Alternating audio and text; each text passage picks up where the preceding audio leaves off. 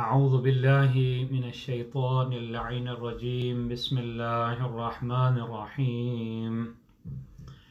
الحمد لله رب العالمين، والصلاة والسلام والتحية والإكرام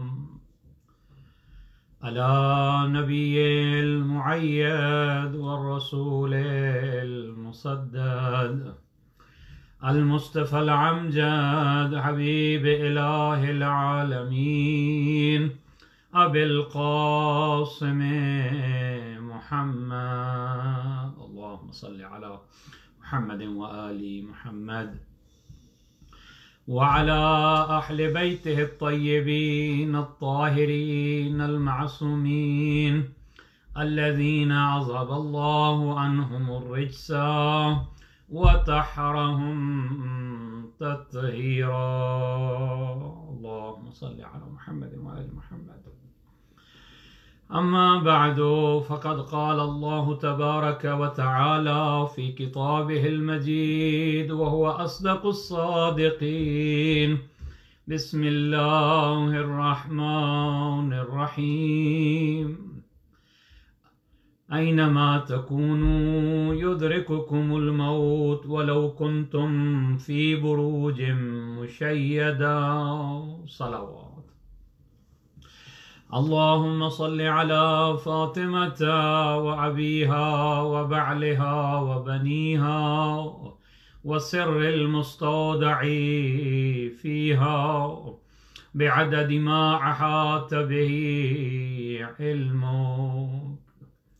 اللهم عجل لوليك الفرج. اللهم عجل لوليك الفرج، واجعلنا من أعوانه وأنصاره برحمتك يا أرحم الراحمين. صلوات. اللهم صل على محمد وآل محمد وعجل فرجهم. دعا گو خالق کائنات آپ سب مؤمنین مؤمنات کی عبادات اعمال ماہ مبارک کے صدقہ میں قبول و منظور فرمائے. آج کی یہ مجلس برائے ایصال ثواب سیدہ نسیم اختر مرحومہ، برادر سید ابرار شاہ، برادر سید آصف شاہ، سسٹر عالیہ کی والدہ مرحومہ کے ایصال ثواب کے لیے مجلس ہے. میں آپ سب مؤمنین مؤمنات جو بھی ہمارے ساتھ موجود ہیں آپ سے ملتمس ہوں اس مرحومہ کی بلندی درجات کے لیے ایک مرتبہ سورہ فاتحہ، 3 مرتبہ سورہ اخلاص تلاوت فرما دیں. بسم اللہ الرحمن الرحیم. الحمد للہ رب العالمین الرحمن الرحیم مالک یوم الدین. إياك نعبد وإياك نستعين. اهدنا الصراط المستقيم صراط الذين أنعمت عليهم غير المغضوب عليهم ولا الضالين. بسم الله الرحمن الرحيم. قل هو الله أحد الله الصمد لم يلد ولم يولد ولم يكن له كفوا أحد. بسم الله الرحمن الرحيم. قل هو الله أحد الله الصمد لم يلد ولم يولد ولم يكن له كفوا أحد. بسم الله الرحمن الرحيم. قل هو الله أحد الله الصمد لم يلد ولم يولد ولم يكن له كفوا أحد. اللهم اغفر للمؤمنين والمؤمنات والمسلمين والمسلمات الأحياء منهم والأموات.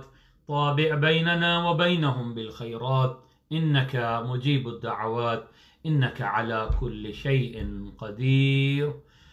بار الہا تجھے واسطہ ہے ماہ مبارک کی عظمتوں کا، تجھے واسطہ ہے محمد و آل محمد کی عزت و عظمت کا، تجھے واسطہ ہے اس کلام پاک کے پڑھے جانے کا، یا اس مرحومہ کے اہل و عیال نے، ان کے پسماندگان نے جو قرآن مجید تلاوت کی ہے، سورہ یاسین تلاوت کی ہے، اس مجلس عزا کا ثواب بار الہا مؤمنین مؤمنات جہاں بھی اس مجلس کو سن رہے والے اس عبادت کا ثواب بار الہا مرحومہ مغفورہ سیدہ نسیم اختر کی روح کو ایصال فرما. بار الہ اس کے درجات بلند فرما. بار الہ اس کی قبر پہ اپنی رحمتیں برکتیں نازل فرما. بار الہ اس مرحومہ کی قبر کو روضۃ من ریاض الجنہ قرار دے.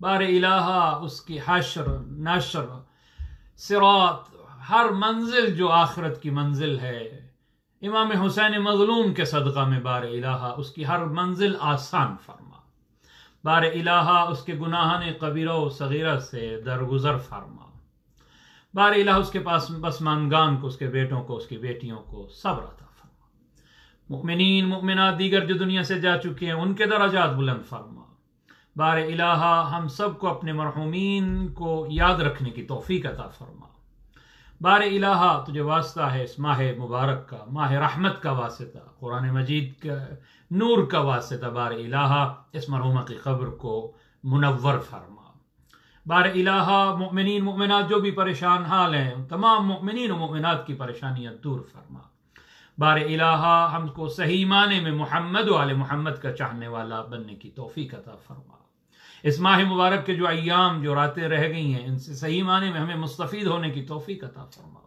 یہ تیرے مغفرت والا عشرہ ہے، ماہ رمضان کا دوسرا عشرہ ہے، بار الہا ہم گناہ گار ہیں، تیری مغفرت کے طلبگار ہیں، بار الہا ہمارا شمار ان لوگوں میں فرما جن کو تو نے بخشنا ہے، بار الہا، بار الہا ہمیں تلاوت قرآن کی توفیق عطا فرما، بار الہا ہمیں استغفار کی توفیق عطا فرما، نماز شب کی توفیق عطا فرما، بار الہا ان گناہ گار آنکھوں کو زیارت کربلا، نجف کاظمین سامرہ مشہد جنت البقیع بیت اللہ نصیب فرما، امام زمانہ کے ظہور میں تعجیل فرما، امام زمانہ کی معرفت نصیب فرما، امام زمانہ کے شیعوں میں شمار فرما، برحمتک یا ارحم الراحمین۔ دعاؤں کی قبولیت کے لیے ایک صلوات پڑھ دیں، اللہم صل علی محمد و آل محمد وعجل فرجہم۔ سب سے پہلے تو میں اپنی طرف سے آپ سب مؤمنین مؤمنات کی طرف سے اس مرحومہ کے فرزندان، ان کے بیٹے اور بیٹیوں کے اور دیگر اس کے جتنے لواحقین تھے اس مرحومہ کے، ان کو تعزیت پیش کرتے ہیں، کیونکہ ان حالات کی سبب ہم سب مجبور ہیں کہ ہم ان کے غم میں شریک نہیں ہو سکے۔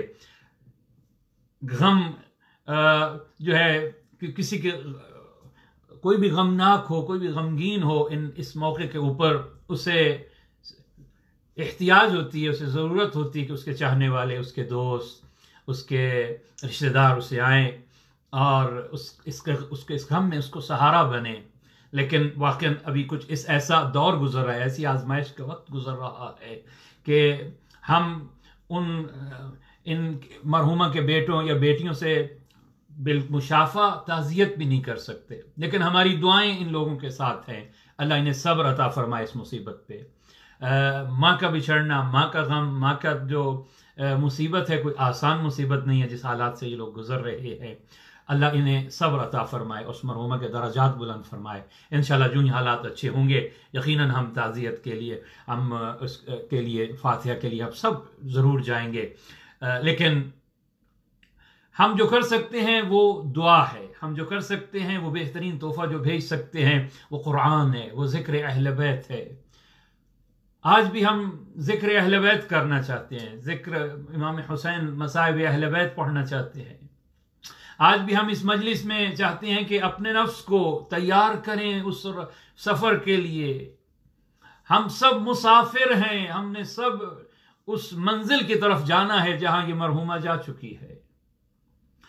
مجلس ترحیم کا مقصد ہی دوہرا ہے۔ پہلا مقصد یہ ہے کہ ثواب ایصال ہو اس جانے والے کو، اور دوسرا مقصد یہ ہے کہ ہم سب بھی اپنے آپ کو آمادہ کریں، تیار کریں کہ اس دنیا میں کوئی ہمیشہ کے لیے رہنے کے لیے نہیں آیا۔ جو بھی اس دنیا میں آیا ہے اس نے ایک نہ ایک دن اس دنیا سے جانا ہے، موت کا ذائقہ ہر نفس نے چکھنا ہے، کل نفس ذائقۃ الموت ثم الینا ترجعون، پھر میری بارگاہ میں پلٹ کے لائے جاؤ گے۔ ہم سب نے پلٹنا ہے اس کی بارگاہ میں، ان للہ و انا الیہ راجعون۔ ہمارا مبدأ، ہم آئے بھی اسی کی طرف سے ہیں، ہمیں جانا بھی اسی کی بارگاہ میں، نہ اپنی مرضی سے آئے ہیں اس دنیا میں، نہ اپنی مرضی سے جانا ہے۔ جب اس نے بھیجا تو ہم آ گئے اس دنیا میں، وہاں بھی اس کی مرضی، اور جب وہ بلا لے گا تو پھر ہمیں اس دنیا سے جانا ہے۔ لیکن درمیان میں کہا کہ میں تمہیں تھوڑا سا اختیار دے رہا ہوں یہ جو درمیان کی زندگی ہے، جب تم ہو میری طرف سے، آنا میری طرف سے ہے، تو یہ جو درمیان کی زندگی ہے یہ بھی اپنی رضا سے، اپنی مرضی سے، جبر نہیں ہے تمہیں میں نے دونوں طاقتیں دے دی ہیں، میں نے خیر و شر کی طاقت تمہیں دے دی، میں نے عقل جیسی نعمت تمہیں عطا کر دی، میں نے انبیاء بھیجے، میں نے کتابیں بھیجی، میں نے اوصیاء بھیجے، میں نے اپنے بندے، اپنے خاص اولیاء کو، اپنے خاص بندوں کو بھیجا جنہوں نے تمہیں بتایا کہ یہ زندگی گزارنی کیسی ہے، اس زندگی گزارنے کا سلیقہ کیا ہے، تمہارا میرے ساتھ تعلق کیا ہونا چاہیے، تمہارا تم جیسے اپنے انسانوں کے ساتھ تعلق کیسا ہونا چاہیے۔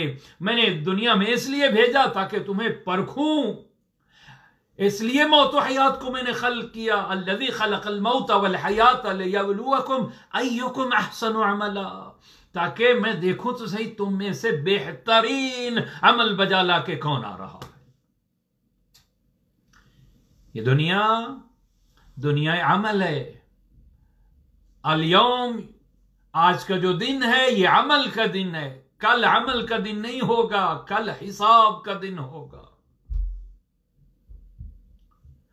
آج اس دنیا میں جو بو گے کل وہی کاٹو گے، الدنیا مزرعۃ الاخرہ، یہ آخرت کی کھیتی ہے جس میں آپ رہ رہے ہیں۔ ایسا نہیں ہوتا کہ آپ بوئیں کچھ اور کاٹیں گے کچھ، نہیں، آج جو اعمال کر رہے ہیں وہی دیکھیں گے۔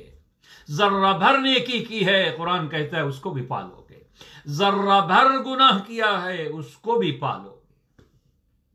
جب یہ سفر اتنا یقینی اور حتمی ہے، ہم سب کو تیار رہنا ہے، استعداد، ہمیشہ موت کے لیے تیار رہو۔ موت کی تیاری کیا ہے؟ موت کی تیاری یہ ہے کہ انسان واجبات ادا کرے، کم سے کم جو اللہ نے واجب رکھے ہیں۔ نماز واجب ہے، 5 وقت کی نماز پڑھے، روزہ واجب ہے، ماہ رمضان کے روزے رکھے، حج زندگی میں ایک مرتبہ، استطاعت اگر ہو گئی ہے، مالی استطاعت، اللہ نے تمہیں اتنی دولت دی ہے کہ تو حج کر سکتا ہے، سفر کے اخراجات برداشت کر سکتا ہے، تیری صحت ٹھیک ہے، تو پھر تجھے زندگی میں ایک مرتبہ یہ واجب ادا کرنا ہے۔ اللہ نے اگر تجھے اتنی کھیتی باڑی اور اتنی زمین دی ہے کہ تجھ سے اتنا غلہ اور اناج ہو جاتا ہے، تجھے زکوٰۃ دینی ہے۔ اگر اللہ نے تجھے اتنے جانور دیے ہیں کہ تیرے پاس اتنے اونٹ، گائے، بھینسیں ہیں، اس کے نصاب میں آ گیا ہے، تو تجھے زکوٰۃ دینی ہے، یہ واجب ہے۔ اسی طرح اللہ نے اگر تجھے اتنا پیسہ دیا ہے کہ سال بھر خرچ کرنے کے بعد بھی بچ جاتا ہے، تو پھر اللہ نے کہا کہ تجھے خمس دینا ہے، یہ واجب ہے تجھ کے اوپر۔ اور اگر امام حکم دے دیں یا خود تم پہ کوئی حملہ کر دے تو دفاع واجب ہے، جہاد کو واجب رکھا ہے۔ دوسروں کو نیکیوں کا حکم دو، خود بھی نیک بنو، اس کو واجب قرار دیا۔ امر بالمعروف نہی عن المنکر کو واجب قرار دیا، کیا کہ اگر کوئی برائی کر رہا ہے تو تم ان شرائط کے اندر رہتے ہوئے نہی عن المنکر اور امر بالمعروف کی جو شرائط ہیں تمہیں منع کرنا ہے، لوگوں کو نیکیوں کا پرچار کرنا ہے، برائیوں کا خاتمہ کرنا ہے، یہ واجب ہے تجھ کے اوپر۔ محمد و آل محمد سے توجہ کرنا ہے، نیکوں سے محبت رکھنی ہے اور نیک اعمال بجا لانے ہیں، بروں سے نفرت کرنی ہے۔ یہ وہ واجبات ہیں۔ اگر کوئی یہ واجبات ادا کر رہا ہے، اس کا مطلب ہے کہ وہ تیار ہے موت کے لیے، اس آخرت کے سفر کے لیے وہ تیار ہے۔ میں نے پہلے بھی 2-3 مرتبہ یہ مثال عرض کی اور پھر عرض کر رہا ہوں کیونکہ اس حالات کے مطابق ہے، آپ سمجھ سکتے ہیں۔ جب کوئی سفر پہ جاتا ہے تو اسے زیادہ راہ کی ضرورت ہوتی ہے۔ آپ کسی اور ملک میں بھی جاتے ہیں تو اس ملک کے مطابق اس کی کرنسی یہیں سے لے کے جا رہی ہے، اس کے حالات کے مطابق آپ اپنا سامان باندھ رہے ہیں۔ سردیاں ہیں تو سردیوں کا لباس لے جا رہے ہیں، اگر وہاں پہ گرمیاں ہیں تو گرمیوں کا آپ سامان پیک کر کے لے جا رہے ہیں۔ جتنا رہنا ہے، 1 ہفتہ رہنا ہے تو 1 ہفتے کا سامان لے کے جا رہے ہیں، 1 مہینہ رہنا ہے تو 1 مہینے کا سامان لے کے جا رہے ہیں۔ بس جب آپ نے سفر پہ جانا ہوتا ہے تو تیاری کرتے ہیں نا۔ تو یہ بھی سفر آخرت حتمی سفر ہے۔ کیا ہر انسان سوچے میں اپنے نفس سے سوال کروں؟ آپ اپنے سے سوال کریں۔ ہر کوئی اپنے آپ کو بہتر جانتا ہے، کوئی کسی کو اتنا نہیں جانتا جتنا میں اپنے آپ کو جانتا ہوں، جتنا آپ اپنے آپ کو جانتے ہیں۔ سوال کیجئے تو نے آخرت کے لیے کیا بھیجا ہے؟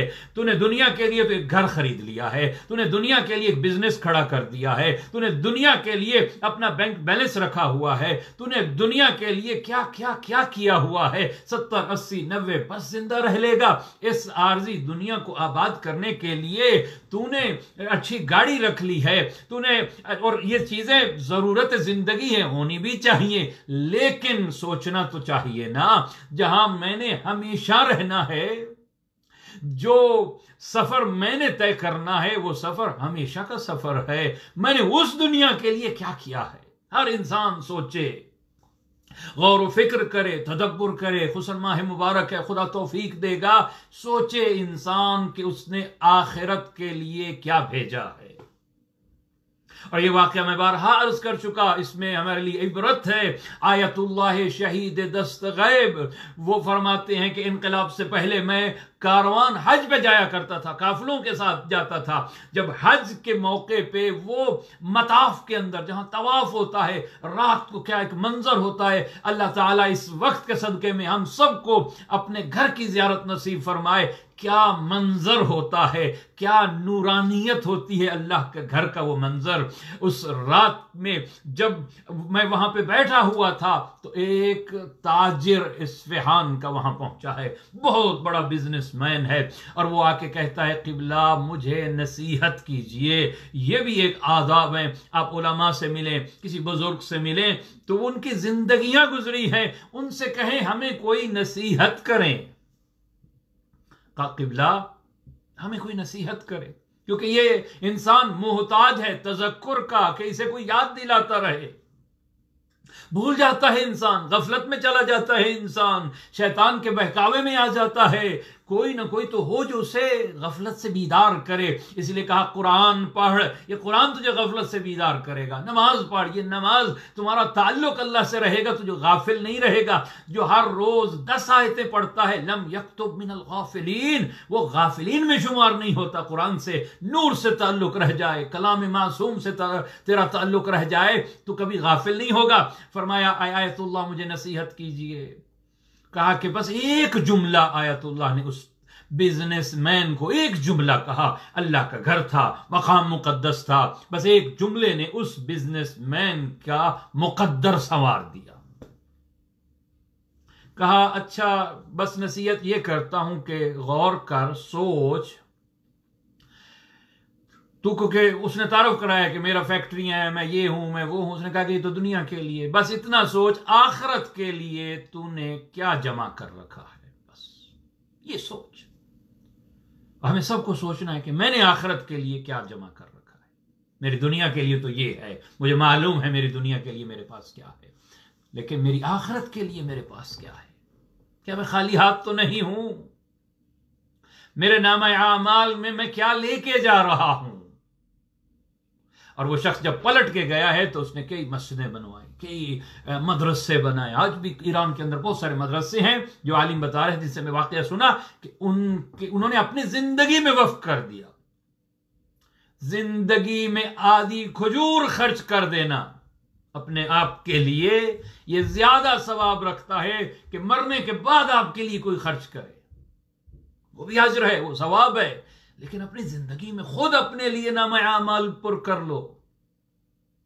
تو میں عرض کر رہا تھا کہ جس نے جتنا رہنا ہوتا ہے اتنا ہی وہ سامان جمع کرتا ہے۔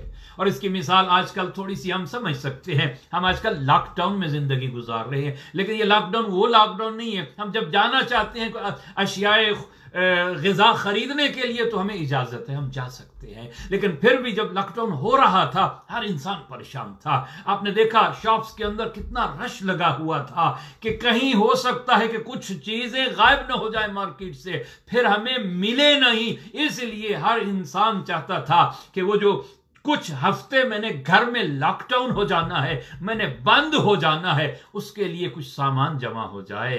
اے انسان، اس دنیا میں جہاں تجھے پھر بھی پتا ہے کہ کچھ نہ کچھ پھر بھی مل سکتا ہے، اجازت ہے تو باہر جا کے لا سکتا ہے، یہ ایسا لاک ڈاؤن نہیں ہے۔ مگر قبر کا جو لاک ڈاؤن ہے، اس قبر سے تو واپس نہیں جا سکتا۔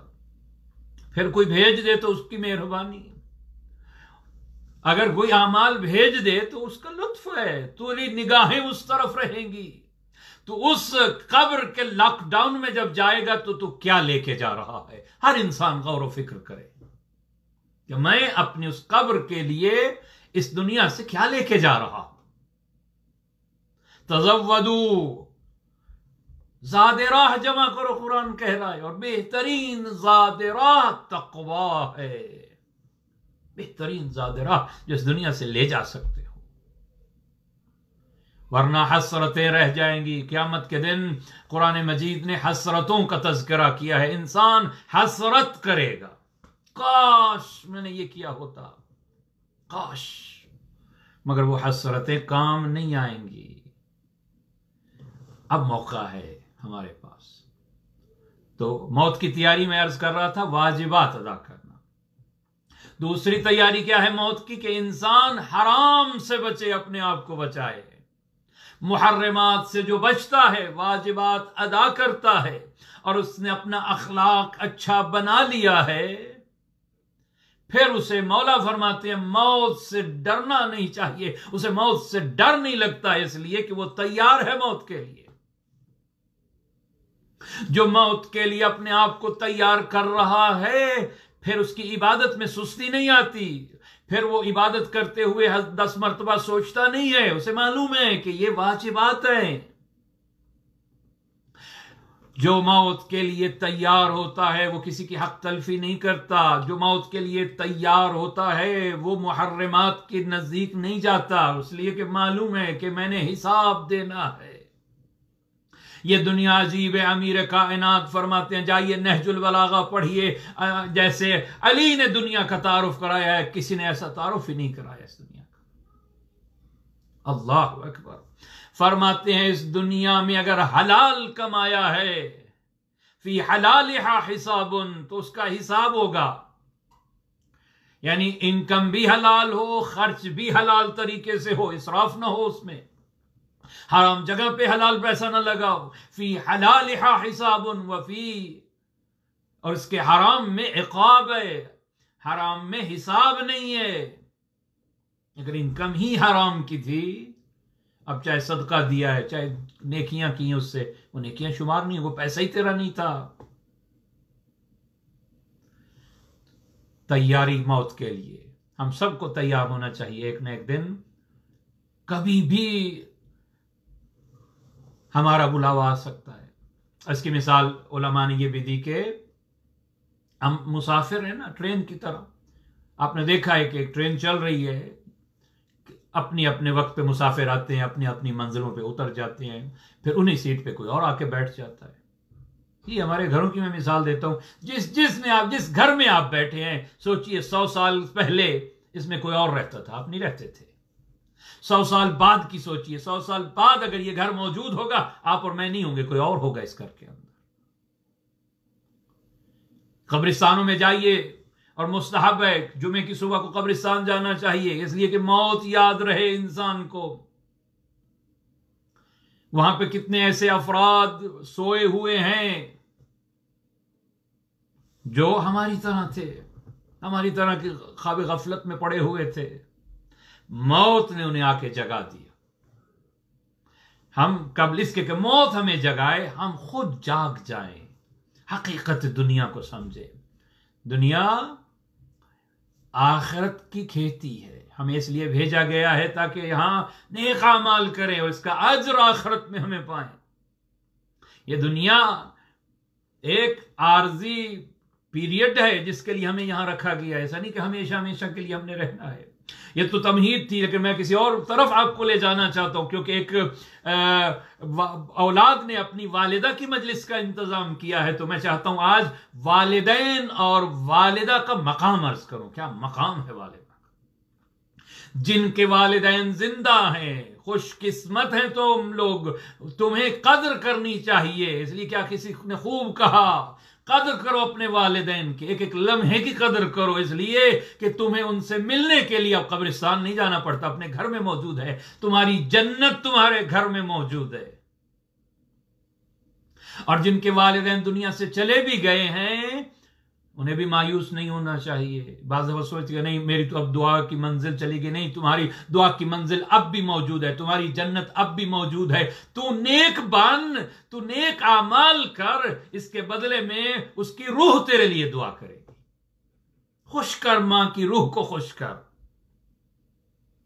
خدا نخواستہ اگر تو برے اعمال کرے گا، خدا نخواستہ تو اگر اسے بھول جائے گا، ہاں پھر اس کی روح پریشان ہوگی. ہر شب جمعہ ارواح کو اجازت ملتی ہے، ارواح اپنے اپنے گھروں کو آتی ہیں اور تمنا اور تقاضا ہوتا ہے کہ میری اولاد میرے لیے کچھ تحفہ دے دے. اور جنہیں تحفہ مل جاتا ہے وہ خوش جا رہی ہیں. طبق نور میں اعمال سجا کے فرشتے لے جا رہے ہیں اور وہ خوش ہیں کہ میرے چاہنے والوں نے، میری اولاد نے میرے لیے نیکیاں کی ہیں. کیا مقام ہے والدین کا. کبھی والدین کا دل نہ دکھاؤ. جن کے والدین دنیا سے چلے گئے ہیں ان سے پوچھو کیا مقام ہے والدین کا. جب انسان کسی چیز سے محروم ہو جاتا ہے پھر اس کی قیمت کا پتہ چلتا ہے. جس کے پاس ہے اسے شاید اس کی قیمت کا پتہ نہ چلے. آپ کے پاس آنکھیں ہیں، شاید آپ کو آنکھوں کی قیمت اور حیثیت اور وقت کا علم نہیں ہے. جن کی آنکھیں نہیں ہیں ان سے جا کے پوچھئے اس آنکھ کی کیا قدر ہے.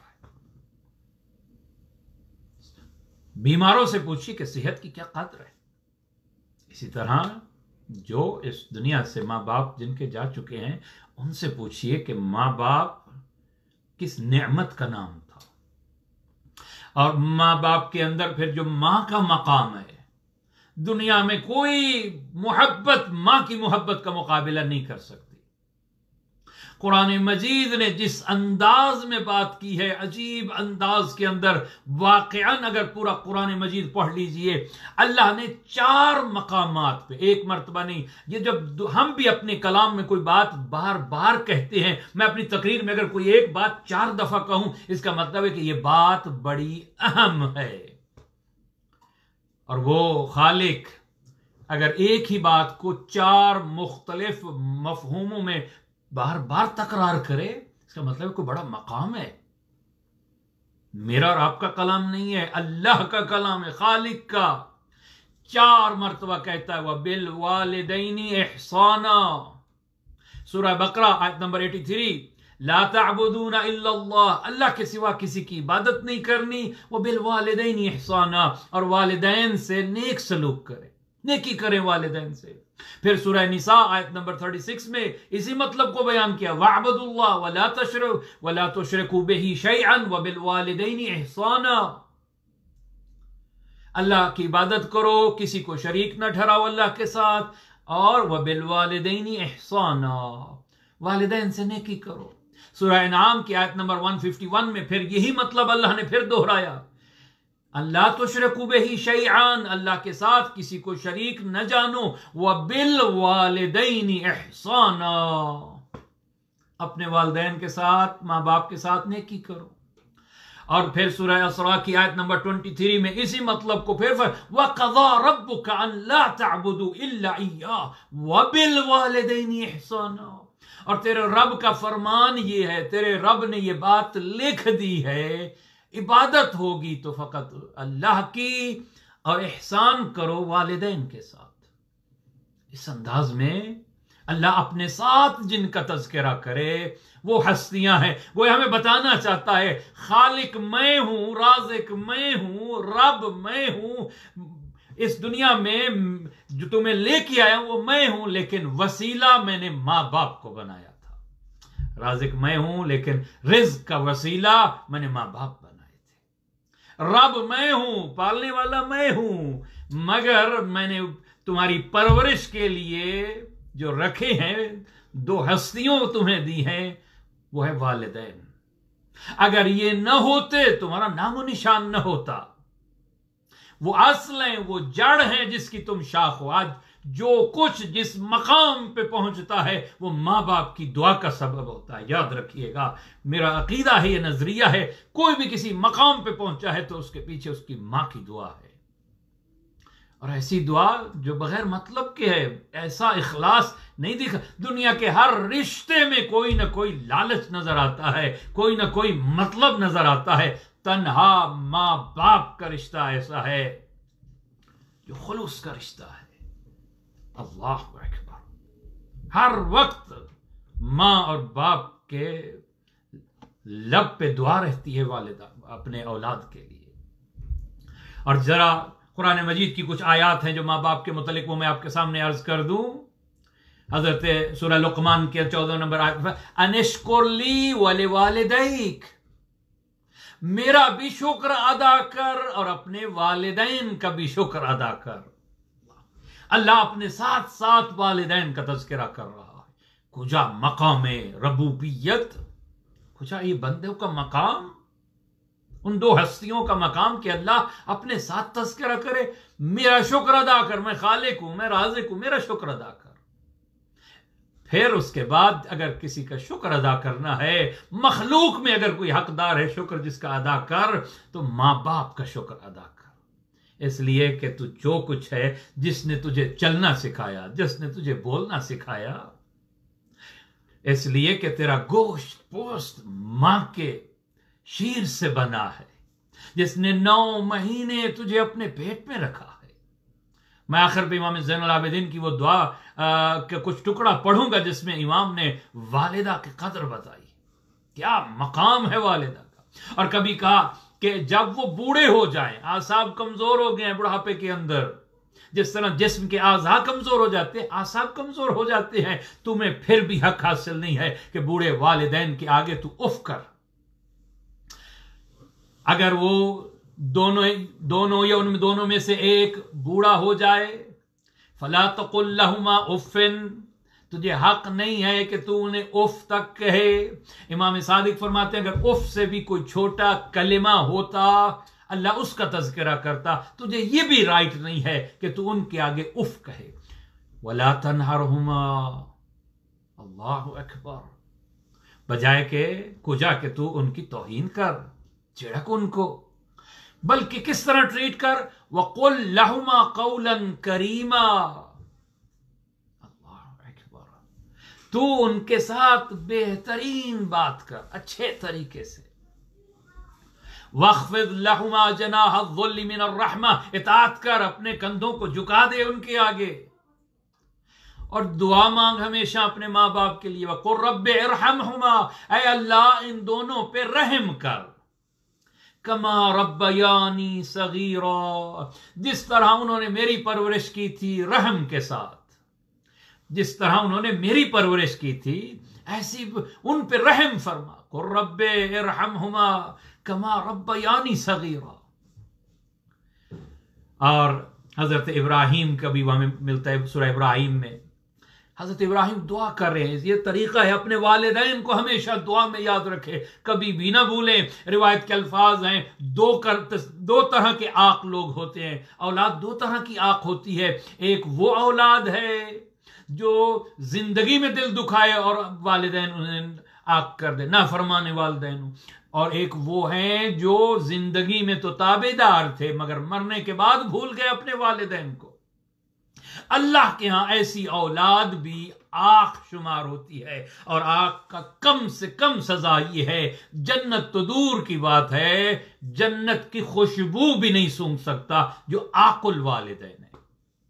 اللہ اکبر. اور اس کے بالعکس ہے، زندگی میں نہیں اس کو توفیق ہوئی کہ والدین کی خدمت کر سکا، لیکن مر جانے کے بعد، چلے جانے کے بعد اس نے اتنا اچھے اعمال کیے اپنی والدہ اور والد کے لیے کہ ان کی روح دعا خوش ہو رہی ہے وہاں پہ. اللہ کے ہاں یہ پھر آنکھ شمار نہیں ہوتا.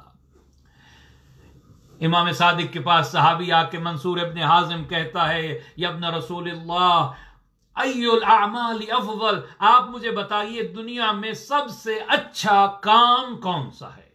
کیا خوبصورت سوال ہے. صحابی کہتا ہے اے فرزند رسول، دنیا میں ہزاروں کام ہیں، نیک کام ہزاروں ہیں، بتائیے بیسٹ ڈیڈ کون سی ہے، سب سے اچھا کام کون سا ہے. 3 کام نبی کے بے فرزند نے یہی فرمایا. امام صادق نے فرمایا الصلاۃ لوقتها، نماز کو اس کے وقت پہ پڑھنا، اول وقت پہ پڑھنا دنیا میں سب سے بہترین کام ہے. وبر الوالدین، اللہ اکبر، والدین سے نیکی کرنا افضل الاعمال، سب سے بہترین کام ہے. والجہاد فی سبیل اللہ، اللہ کے راستے میں جہاد کرنا بہترین عبادت ہے، بہترین کام ہے۔ 3 کام کہا، اول وقت پہ نماز پڑھنا، والدین کی خدمت کرنا، اور اس کے بعد والدین سے نیکی کرنا، اور اللہ کے راستے میں جہاد کرنا۔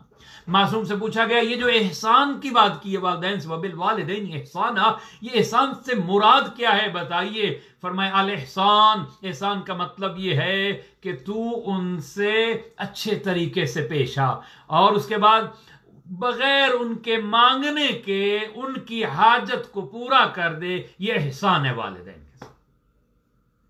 کبھی ایسا موقع نہ آئے کہ تیرے والدین کو مانگنا پڑ جائے۔ میں اس کی مثال کیا خوبصورت دیا کرتا ہوں، اس لیے کہ ساری زندگی جس نے تجھے کھلایا ہے، پلایا ہے، دیا ہے، اب اسے مانگتے ہوئے شرم آتی ہے، اولاد سے مانگے، لہذا تو اس کی حاجت کو پورا کر دے اس کے مانگنے سے پہلے۔ ادب و احترام، زندگی میں والدین سے اونچی آواز میں بات نہ کیجئے، والدین آئیں تو کھڑے ہو جائیے ان کے احترام میں، والدین کو ان کے نام سے نہ پکاریے، والدین کے آگے بے احترامی میں نہ چلیے۔ بڑے آداب ہیں اسلام کے اندر، والدین کو کس انداز کے ساتھ ٹریٹ کیجئے۔ اللہ اکبر۔ ان کے مانگنے سے پہلے، اور یہاں مجھے ایک عالم کا واقعہ یاد آ گیا، ان کے ساتھ والدین ان کے ساتھ ہوتا بھی یہی چاہیے، کوشش کرنی چاہیے، جن کے والدین زندہ ہیں نا، میں بارہا کہتا ہوں، وہ کوشش کریں اس بات میں، بے شک لڑائی جھگڑا ہو کہ بھئی میرے گھر میں والدین رہنے چاہیے۔ تو دور آ گیا ہے کہ والدین کو ایک دوسرے کے پاس رکھا جاتا ہے، نہیں، کوشش کریں جب تک وہ زندہ ہیں انہیں اپنے گھر میں رکھیں۔ اور ان سے جب پوچھا گیا تو وہ یہ کہتے تھے کہ آپ، کسی نے کہا کہ والد آپ کے ساتھ رہتے ہیں؟ ان کا نہیں، میں والد کے ساتھ رہتا ہوں۔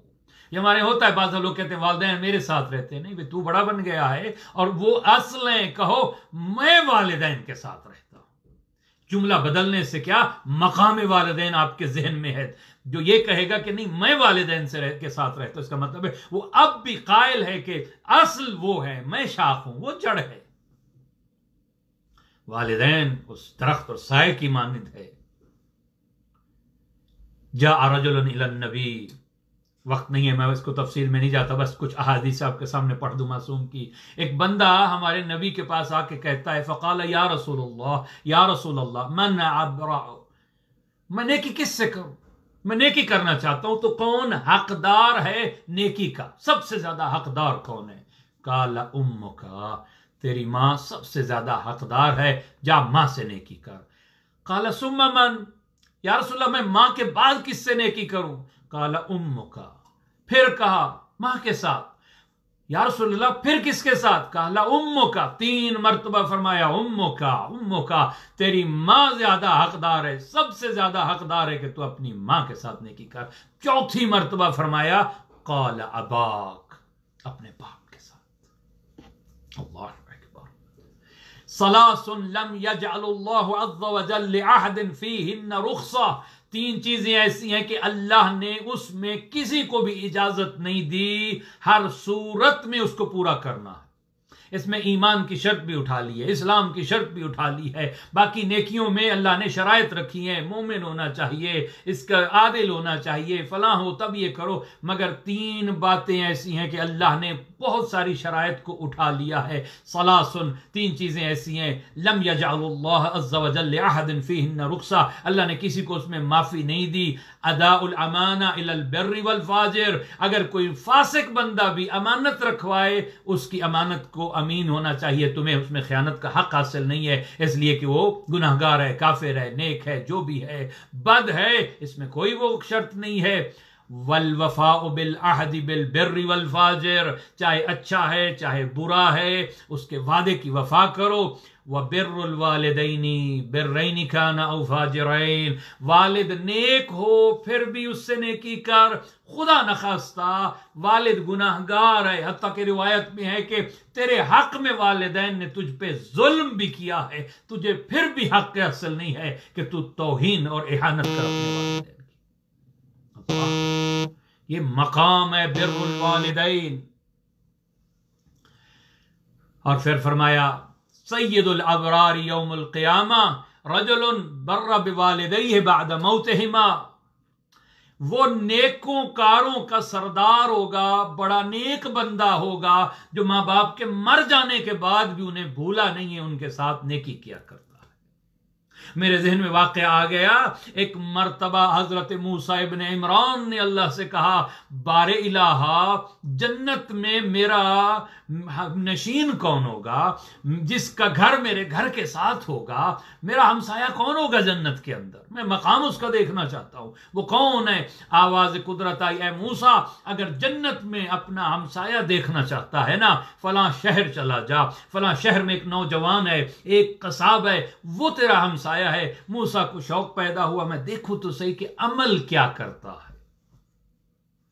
حضرت موسیٰ پہنچے، دیکھا سارا دن ہے جو اپنے اس قصاب کی دکان پہ کام کر رہا ہے، اچھا سا گوشت اس نے بچا کے رکھ لیا ہے۔ اب اس کے پیچھے پیچھے موسیٰ نبی چل پڑا، گھر کے قریب پہنچا تو آگے بڑھ کے کہتا ہے، میں اجنبی ہوں، مجھے مہمان رکھ سکتا ہے اپنے ساتھ اپنے گھر؟ کہا تشریف لے آئیے۔ اپنے گھر مہمان رکھا اس نوجوان نے، کہا کہ سب سے پہلے ایک حجرے میں گیا ہے، جہاں دیکھا کہ ایک بوڑھی عورت ہے جو ایک چارپائی پہ لیٹی ہوئی ہے، جا کے اس کا جو ہے نا لباس اس کا عوض کیا، اس کو رفع حاجت کے لیے لے گیا، اس کی خدمت کی، اس کے بعد اپنے ہاتھوں سے اس نے کھانا بنایا، ایک ایک لقمہ اس عورت کے منہ میں دے رہا ہے۔ جو ایک ایک لقمہ دیتا ہے اور وہ عورت آسمان کی طرف دیکھ کے کوئی بات کرتی ہے۔ حضرت موسیٰ یہ دیکھ رہے ہیں سارا واقعہ۔ صبح ہو گئی، صبح بھی اسی انداز میں اس نے اس عورت کی خدمت کی۔ جب یہ نکلنے لگے حضرت موسیٰ نے کہا، یہ بتا یہ عورت کون ہے؟ کہا یہ میری ماں ہے، یہ مفلوج ہے، چل سکتی نہیں، چارپائی پہ پڑی ہے، میں آ جاتا ہوں اور اس کی خدمت کرتا ہوں، لیکن جو ہی میں لقمہ اس کے زبان پہ اس پہ دہن میں رکھتا ہوں، اس کا سر بلند ہو جاتا ہے آسمان کی طرف، اور یہ کہتی ہے، میرے اللہ میرے اس بیٹے کو مقام دے جو موسیٰ نبی کو مقام دے۔ ماں کی خدمت کا نتیجہ یہ نکلا، موسیٰ نبی کا ہمسایہ قرار پایا۔ ہم سب کے گھر میں جن کے مائیں موجود ہیں انہیں قدر کرنی چاہیے اپنے ماؤں کی۔ ایک صحابی آ کے کہتا ہے، یا رسول اللہ سب لوگ جہاد پہ جا رہے ہیں، وقت نہیں میں مختصر کر رہا ہوں۔ اتا رسول اللہ صلی اللہ علیہ وآلہ وسلم رجل فقال انی رجل شاب، ایک نوجوان آ کے رسول اللہ کے پاس کہتا ہے، یا رسول اللہ میں جوان آدمی ہوں، وَأَحَبُّ الجہاد، مجھے بڑا شوق ہے جہاد کرنے کا، لیکن مسئلہ ہے میرے لیے ایک، ولی والدتن، میری والدہ گھر میں موجود ہے، تکرہ ذالک، وہ پسند نہیں کرتی کہ میں جہاد پہ جاؤں۔ فقال له النبی صلی اللہ علیہ وآلہ وسلم، نبی پاک نے فرمایا، ارجع فکن مع والدتک، واپس پلٹ جا، جہاد پہ نہ جا اپنی والدہ کے ساتھ رہے۔ فوالذی بعثنی بالحق نبیا، اس رب کی قسم جس نے مجھے نبی بنا کے بھیجا ہے، لأنصحا بک لیل خیر من جہادک فی سبیل اللہ صنع، ایک رات تیرا ماں کے ساتھ محبت سے رہنا، ماں کو خوش کر کے ایک رات جو رہ رہا ہے ماں کے ساتھ، اللہ کے ہاں 1 سال کے جہاد سے زیادہ افضل ہے۔ اللہ کے راستے میں 1 سال جہاد کر، جتنا ثواب ملے گا ماں باپ کو خوش کر کے 1 رات جو رہ رہا ہے۔ نبی فرماتے ہیں، ما ولد بار، اگر نیک فرزند نظر الی ابویہ برحمت، اگر رحمت کی نگاہ ماں باپ کے چہرے کی طرف، نیک اولاد ماں کا چہرہ باپ کا چہرہ کوئی دیکھتا ہے، الا کان لہ بکل نظرۃ حجۃ مبرورہ، ایک نظر پہ ایک مرتبہ ماں کا باپ کا چہرہ دیکھنا اللہ کے ہاں ایک حج مبرور کا ثواب شمار ہوتا ہے۔ فقالوا یا رسول اللہ، کسی نے کہا یا رسول اللہ ان نظر فی کل یوم 100 مرہ، اگر کوئی 100 مرتبہ والدین کو دیکھے تو کیا 100 حج کا ثواب ہوگا؟ قال نعم، اللہ اکبر، تو اللہ کو کیا سمجھتا ہے، اللہ کی رحمت کو کیا سمجھ، اللہ کے ہاں کوئی کمی نہیں ہے، 100 مرتبہ بھی کوئی والدین کو ایک دن میں دیکھے 100 حج مبرور کا ثواب ہوتا ہے۔ اللہ اکبر۔ امام باقر فرماتے ہیں، ایک مرتبہ ان ابی نظر الى رجل ومعه ابنه يمشي والابن متقي على ذراع العب، ہم نے بازار میں ایک جگہ دیکھا، امام باقر فرماتے ہیں میں اپنے والد کے ساتھ تھا، میرے بابا نے دیکھا ایک بندہ چل رہا ہے اور بیٹا بجائے کہ خود چلے وہ تقیہ لگائے ہوئے، آسرا لگائے ہوئے ہے اپنے باپ کا، اور اس انداز میں چل رہا ہے. قال فما کلمہ ابی مقتا لو حتی فارق الدنیا، میرا بابا جب تک زندہ رہا اس نوجوان سے بات نہیں کی میرے بابا نے. یہ توہین کر رہا ہے اپنے باپ کی. امام زین العابدین کہ جا کے آپ دعائیں پڑھیے ماں کے حق میں. بلکہ واقعہ ملتا ہے امام کی والدہ کا انتقال، امام کی ابھی 7 دن یا کچھ دن کے تھے کہ انتقال ہو گیا بچپن میں. لیکن ایک اور کنیز تھی جو امام کی خدمت کیا کرتی تھی اور امام اس کی بڑی قدر کرتے تھے. لیکن امام جو سگی ماں بھی نہیں ہے اس کے ساتھ کبھی بھی بیٹھ کے کھانا نہیں کھاتے تھے. کسی نے پوچھا یا اپنا رسول اللہ آپ اس کے ساتھ بیٹھ کے کھانا کیوں نہیں کھاتے؟ حالانکہ آپ سب سے بڑھ کے نیکیاں کرنے والے ہیں. یہ ہمارے لیے درس دیا امام ہے، جانتے ہیں. فرمایا میں اس لیے پسند نہیں کرتا کہ میرا ہاتھ اس لقمے کی طرف بڑھے جس لقمے کی طرف اس کا ہاتھ بڑھنا چاہتا ہے. میں پسند ہی نہیں کرتا، اس لیے کہ کہیں یہ اس حد تک میں احتیاط کرتا ہوں اس کا ہاتھ جس لقمے کی طرف بڑھ رہا ہے میرا ہاتھ کہیں اس لقمے کی طرف نہ بڑھ جائے. اللہ اکبر. حضرت یعقوب نبی اور حضرت یوسف نبی کا پورا آپ قصص پڑھیے، سورہ یوسف پڑھیے. علماء نے بہار کے اندر اس روایت کو لکھا ہے، یاد رکھیے گا. حضرت یعقوب اسحاق کا بیٹا ہے، حضرت اسحاق حضرت ابراہیم کا بیٹا ہے. یہ نبوت کا سلسلہ چلا، ابراہیم سے اسحاق، اسحاق سے یعقوب، یعقوب سے یوسف، مگر یوسف کا بیٹا نبی نہیں ہے. جا کے دیکھیے گا. حضرت یعقوب کے ایک اور بیٹے ہیں جس سے آگے انبیاء کا سلسلہ چلا ہے. یہ یوسف سے اللہ نے نور انبیاء جو تھا یہ کیوں لے لیا؟ یہ بہار الانوار کی روایت موجود ہے. اس لیے کہ جب یعقوب اپنے بیٹے کے دیدار کے لیے آیا ہے تو گناہ نہیں کرتا، نبی معصوم ہے، مگر ترک اولا ہوا ہے انبیاء سے.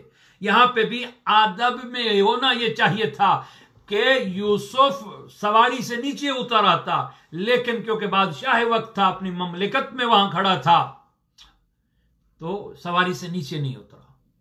اسی وقت جبریل آیا اور کہا اے یوسف اللہ کا حکم ہے اپنا ہاتھ کھول.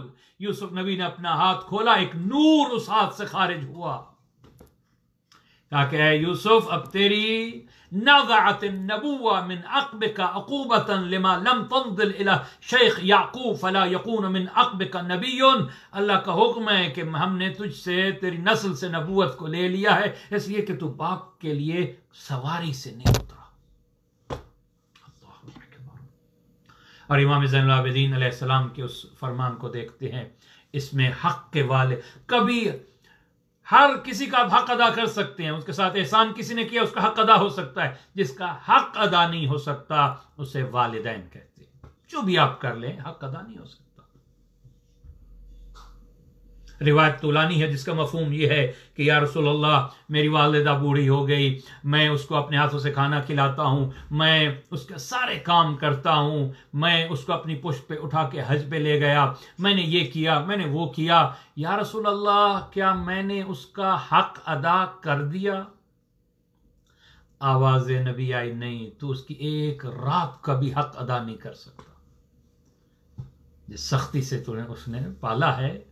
اور پھر جو نتیجہ ہے اس روایت کا مفہوم یہ ہے تو جب خدمت کر رہا ہے والد کی، والدہ کی، تو یہی سوچتی ہے، یہی سوچتا ہے کہ ابھی کچھ دنوں کے بعد یہ دنیا سے چلی جائے گی، کب یہ مسئلہ حل ہو جائے گا، ہم آسان ہو جائیں گے ہمارے لیے مسائل.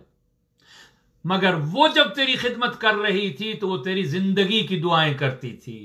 جتنا زندگی اور موت میں فرق ہے، تو خدمت کرتا ہے تو تیری نگاہ میں اس کی موت ہے کہ یہ 4 سال 5 سال اور زندہ رہ جائے گی اور میری یہ جان چھٹ جائے گی. مگر وہ جب اولاد کو پال رہی ہے تو اس کی نگاہ میں زندگی ہے. وہ دعائیں کرتی ہیں میرے اللہ میری زندگی بھی میری اولاد کو لگ جائے. آئیے امام زین العابدین کے جملے سنیے، احساس ہوگا ماں کس ہستی کا نام ہے. جن کی ماں موجود ہے قدر کیجیے اپنی ماں کی. الجنت تحت اقدام الامہات، اللہ نے جنت ماؤں کے قدموں تلے رکھ دیے. اگر ماں کنیز زہرا ہے تو اولاد کی جنت ماں کے قدموں تلے ہے. ماں کو ناراض کر کے کوئی جنت میں نہیں جا سکتا، یاد رکھیے گا. وَأَمَّا حَقُّ أُمُّكَ أَن تَعْلَمْ أَنَّهَا حَمَلَتْكَ حَيْثُ لَا يَتَحَمَّلُ أَحَدٌ أَحَدًا.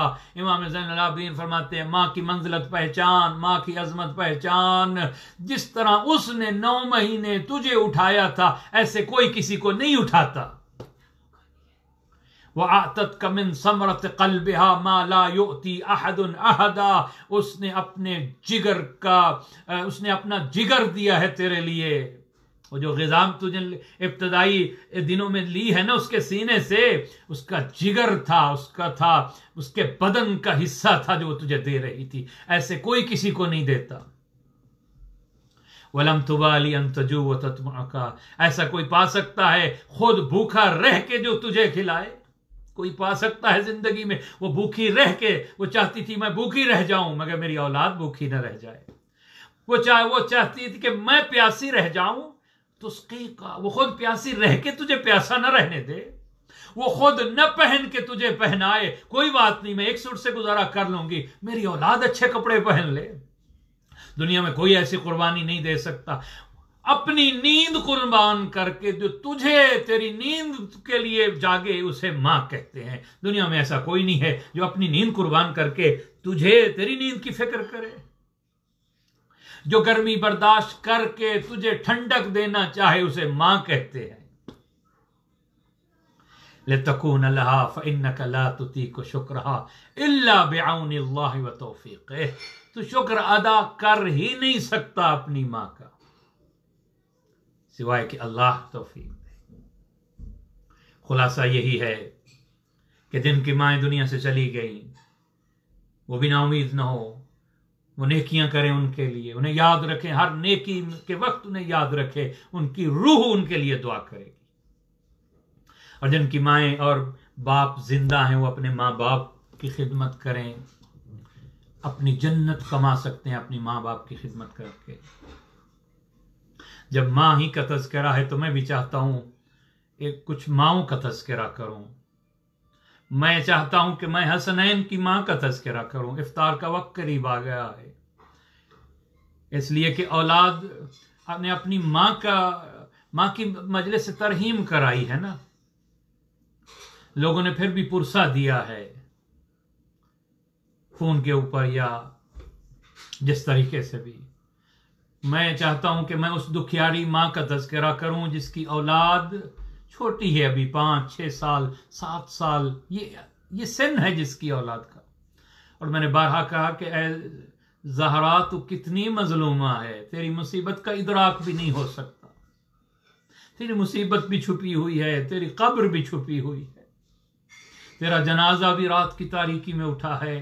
اس لیے شاید کچھ سمجھ سکتی ہے مائیں، اس جملے کو بہتر سمجھ سکتی ہیں. میں نے بارہا یہ مجالس میں عرض کیا اور یہ واقعہ ہوا ایسا کہ مجھے ماں نے آ کے ایک دعا کے لیے کہا، کسی کی ماں نے، کہ مولانا ڈاکٹر نے یہ مرض مجھے تشخیص کیا ہے اور ڈاکٹر نے کہا ہے کہ شاید یہ موذی مرض ہے، تو اسی جوانی میں مر سکتی ہے، لیکن مولانا دعا کیجئے، میرے چھوٹے چھوٹے بچے ہیں، میں مرنا نہیں چاہتی، میں موت سے نہیں ڈرتی، لیکن مجھے موت تب آئے میرے بچے تھوڑے سے بڑے تو ہو جائیں. بس یہ جملہ میں نے اس مومنہ کا سنا. میں جب وہ مومنہ چلی گئی تو بے اختیار میری آنکھوں میں آنسو آ گئے. رخ پھر گیا مدینے کی طرف. اے نبی زادی، اے رسول کی بیٹی، تو کتنی مظلومہ تھی. اس لیے کہ حسنین ابھی چھوٹے ہیں، زینب و ام کلثوم چھوٹے ہیں، مگر وہ کون سی مصیبت آ گئی ہے زہرا تجھ پہ. ہر واجب نماز کے بعد ہاتھ اٹھا کے کہتی اللہم عجل وفاتی، اے اللہ زہرا کے دکھ، زہرا کی مصیبتیں ختم کر دے. اب میں زہرا زندہ نہیں رہنا چاہتی. وہ دکھ کیا تھے جو کہتی تھی اگر راتوں پہ آ جائے، اگر دنوں پہ آ جائیں تو راتوں میں بدل جائیں، اگر پہاڑوں پہ آ جائیں زہرا کی مصیبتیں تو پہاڑ ریزہ ریزہ ہو جائیں. اللہ اکبر. ابھی 3 3 दिन नहीं गुजरे थे नबी की इस दुनिया से पर्दा फरमाए हुए, ज़हरा के दरवाजे पे लकड़ियां आ गई। आगे से कहती है इस घर में तो हसनैन रहते हैं, मगर किसी ने ज़हरा की न सुनी। दरवाजा जला, जलता हुआ दरवाजा। सादात मुझे माफ कीजिएगा, मैं आपकी माँ के दुख बयान कर रहा हूँ। पीछे पत्थरों की दीवार, हसनैन की माँ बीच में, जलता हुआ दरवाजा ज़हरा के ऊपर गिरा। आवाज दी, फिजा मुझे सहारा दो, मेरा मोहसिन शहीद हो गया। अजरुकुम अलल्लाह। 2 माँ और तज़किरा करना चाहता हूँ। मैं करबला की माँओं का तज़किरा करना चाहता हूँ। अल्लाह जाने ये करबला की माएँ कितनी अजीम थी।